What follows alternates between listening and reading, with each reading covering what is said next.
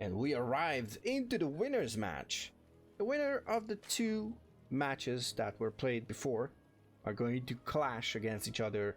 It's a classic in the Hungarian scene. And first of all, we are going to play Side Delta, our first map in this PvZ. We have PvZs basically all over the place. And let me tell you that much, the loser's match is also a PvZ. So it's quite wild. Anyways, we have our pink Zerg in the bottom right side of Side Delta. This is Freeman, from the looks of it, going for a 15-15 opener. And his opponent, actually the second participant of this El Clasico of Hungarian Starcraft, our yellow Zerg. Yellow Protoss, sorry, not Zerg, it's a PvZ, remember. This is going to be CSO Esports' mOsTeN. Once again, ladies and gentlemen, I keep forgetting to say it, and I want to say it as many times as possible. And oh, this is not a 15-15 opener, by the way. This is a pool first opener. Actually, this is a wild pool first opener. Is this like a 14 pool? Might be crazy. But this looks like a 14 pool, honestly.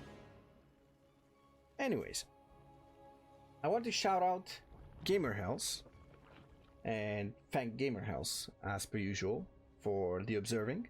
Whenever he's observing, I am very much just focusing on the casting, and I have immense fun. It's like so much fun to just, you know, do this exclusively, just cast, just talk about StarCraft, barely have to click on anything. So yeah, it's a lot of fun.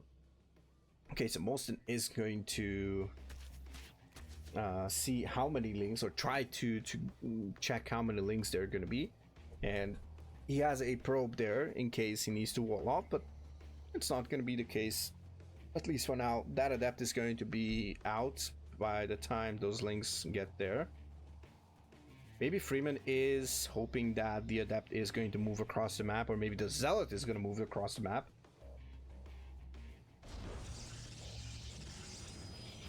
Okay. One link goes down. We have the Overlord going in and trying to scout what the opener is going to look like. And there's a Stargate in the wall, I guess. Yeah, it's in the wall, so it's going to be an easy scout here for Freeman. Now, early pool, late hatchery means more links, less queens.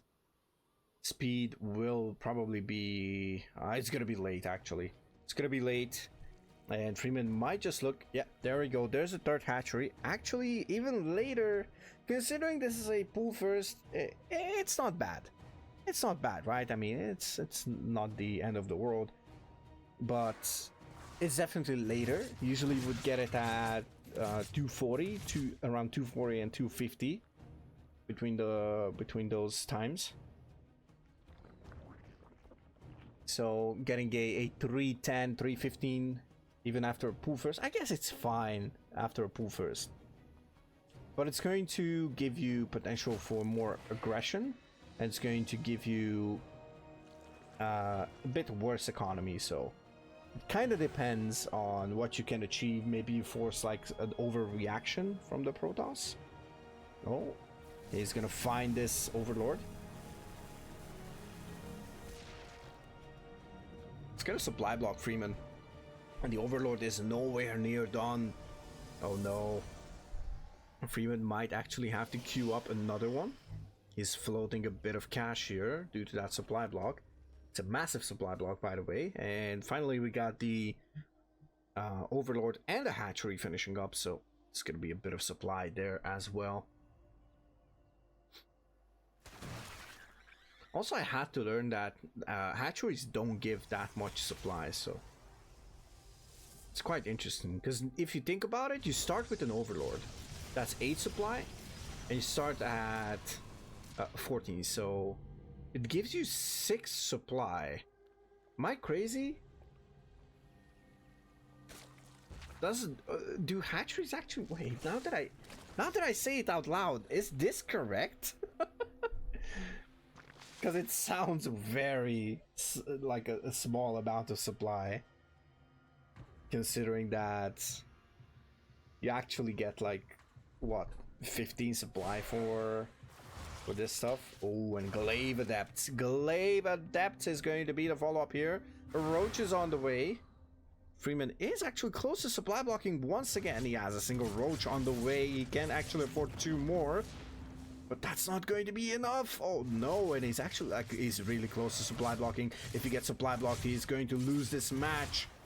As these adepts are going to potentially finish the shade. Yes, it is the case. And this amount of units could be enough. How many links do we have left? We don't have links left. We have a couple of roaches. And we only have a couple of workers falling. Nice wall off here on the side of Freeman. So he is going to survive for now. Let's see what the follow-up is going to be. There is a robo on the way for mOsTeN. 4 more adepts are warping in at home.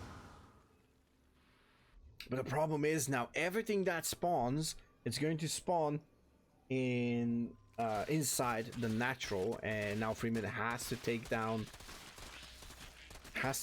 this this wall. Let's see, maybe mOsTeN is actually going to finish it up. Oh, he might just finish it up. He might just actually get in. Oh, he's gonna get in. Okay, Broodlings are going to help a bit with that DPS as well. A couple of adepts are going to fall, and this is going to be a trap for these adepts. Oh my god.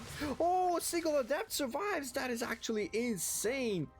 mOsTeN with the single adept, 6 health, couple shields regenerating, but it's not going to matter. And the Spire is going to be the follow-up, and there's a lot of Glaive adepts, so another round could be the demise of mOsTeN here.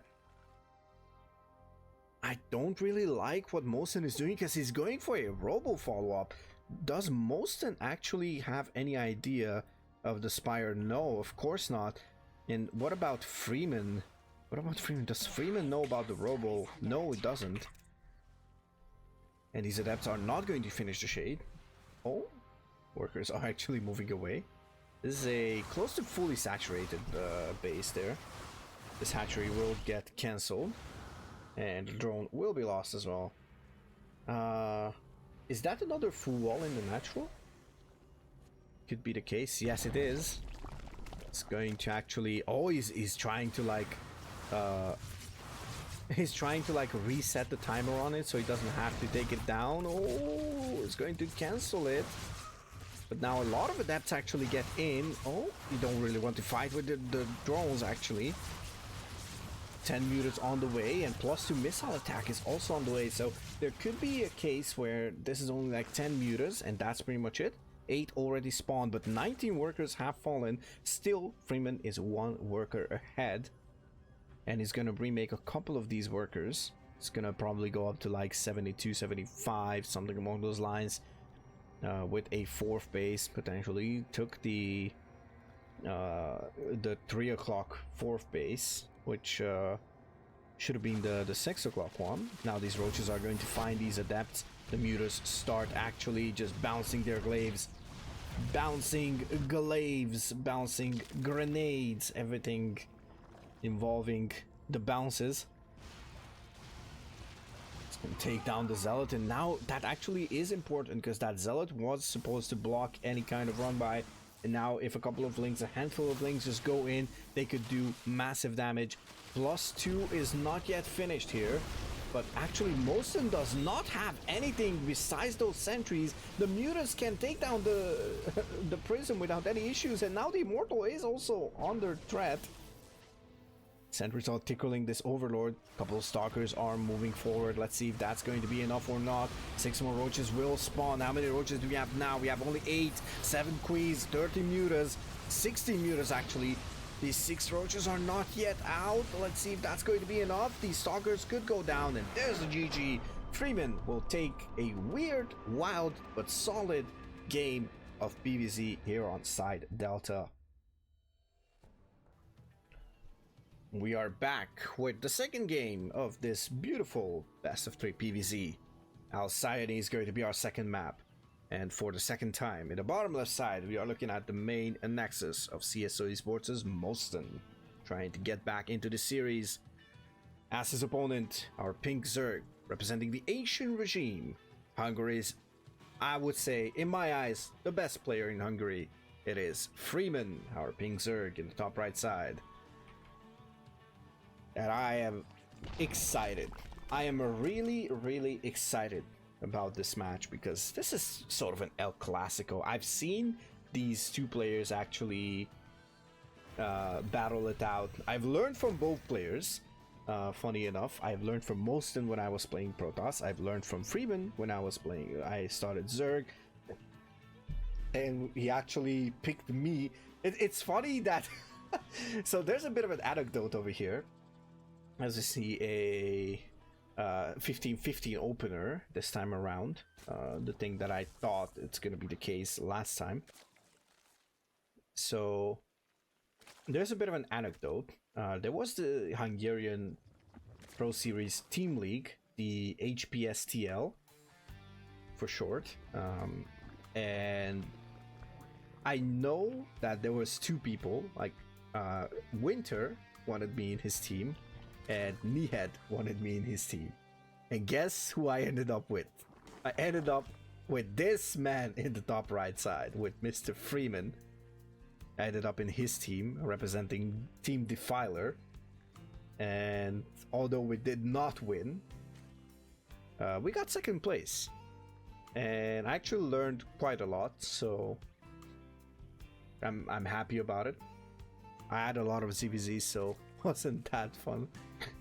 But yeah, it's not the end of the world, of course. Just because I hate ZVZ, it doesn't mean that it's... maybe it's not even a bad matchup. Like, I have a theory here. Probably ZVZ is not a bad matchup, PvP is not a bad matchup, and TVT is not a bad matchup. There's just taste and preference, in my opinion.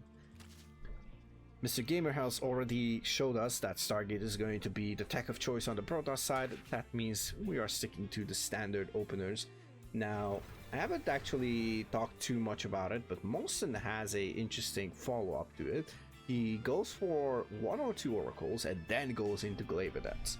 Now, it is a kind of a risky build if the Zerg goes for Roach Tech, but it can be solid. Let's just put it this way. It can be solid and can do a lot of damage. Let's see if these 2 adepts actually can do any damage. First Oracle is on the way. Oh, doesn't manage to get the Creep Tumor, and he cancels the Shade for it, so a bit of a small victory for Freeman. It's gonna have plenty of time to have its second Queens out. Now, as we all already mentioned it, the idea... My god, I'm sorry about that. It should not be audible. Somebody just dropping me. I use the Opera GX browser, so it has the Messenger extension and Instagram and all that stuff. I feel like it's easier, but should not be audible, of course. Anyways, so we have what was I gonna say? Now I lost my thoughts. So I was saying, like, small victory. Yeah, so the advantage of the 15-15 opener is the fast 4 queens. Oh, wait a second, is that... Okay, the bailing has finished. Okay, and we have the Twilight Council follow-up, which is quite standard, but I'm curious if we're going to see glaives or if we're going to see something else from mOsTeN.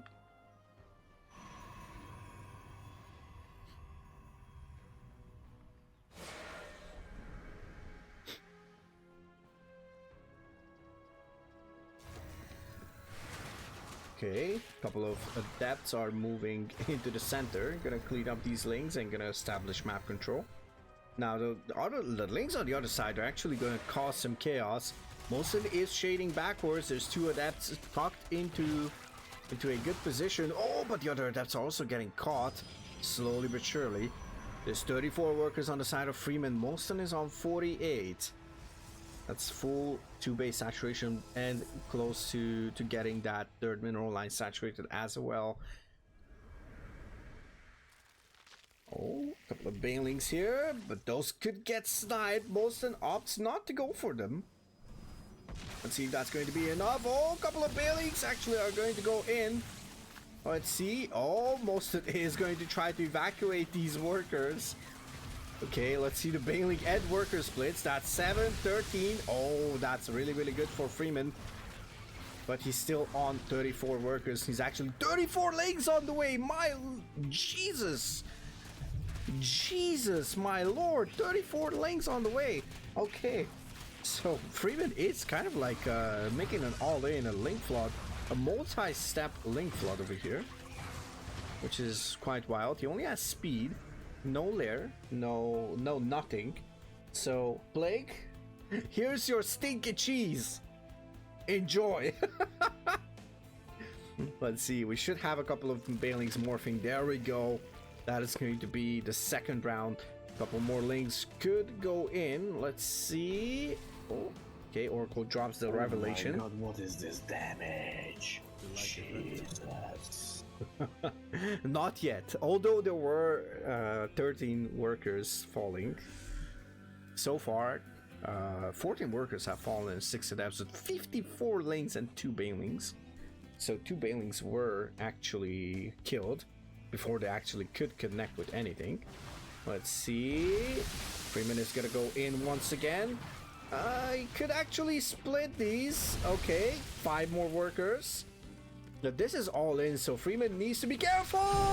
18, 23, 44. Actually, another round of Bailings are moving in. 42 workers have fallen. Links are getting cleaned up, but 43 workers as the dust settles. 15 workers remaining for the Protoss. We're close. Yes, indeed, we are. I'm pretty sure you're going to enjoy this as we do as well. Links are moving back. Roachwort on the way. We're on 42 workers. 12 more links will join to make it 32. We have a single Bailing somewhere. Where is our single Bailing?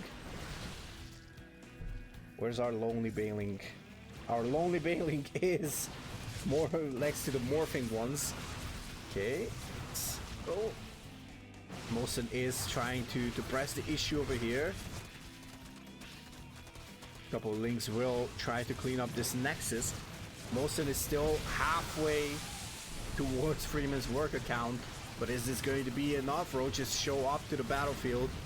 Couple more roaches will pop here at the third base. Let's see, is this going to be enough? Equal army supply, but the stalkers should be more effective. Blinks forward, tries to snipe a couple of these units, but doesn't blink with everything, and is going to bleed out units here and there. Couple of queens could go down. One queen goes down, another one should fall, and the third one should also fall. It's going to fall for sure, right? What? Huh? Double expand into Hydra. Well, we'll see what the follow-up is going to be. For now, it looks like it's going to be +1 Roach Ravager. And it's funny because this game, it doesn't look to be extremely over. Oh, maybe with the surround it could be over. If these stalkers go down, and they will go down. And that means Freeman will advance to the LAN. The LAN semifinals awaits What? Mr. Freeman. You're building a hatchery right now? He's lost his mind. Well, maybe he did. Maybe he didn't. But Freeman will take this series 2-0 and will advance to the LAN finals.